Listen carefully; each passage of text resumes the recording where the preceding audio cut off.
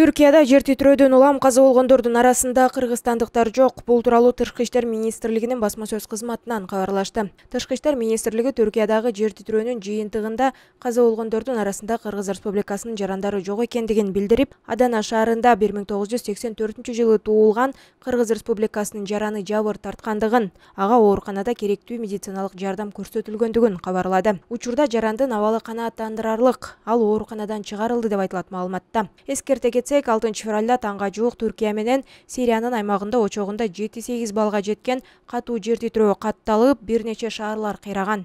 Кийин жер титирөө дагы кайталанып, анын күчү очогунда 7-6 балга жеткен. Акыркы маалыматтарга ылайык, Түркияда зилзаланын кесепетинен каза болгондордун саны 3000ге жакындап, 16000ге чукул адам жабыр тарткан.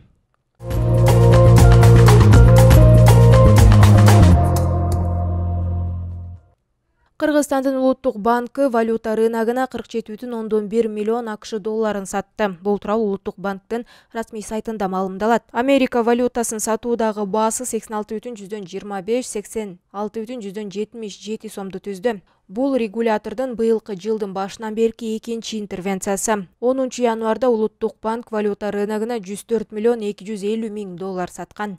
Эскерте кетсек, өткөн жылы улуттук банк 15 жолу интервенция жасаган. Анын ичинен 8-и 486,5 миң долларга чет элдик валюта сатуу жана 7 интервенция 190,74 миллион долларды сатып алуу боюнча болгон.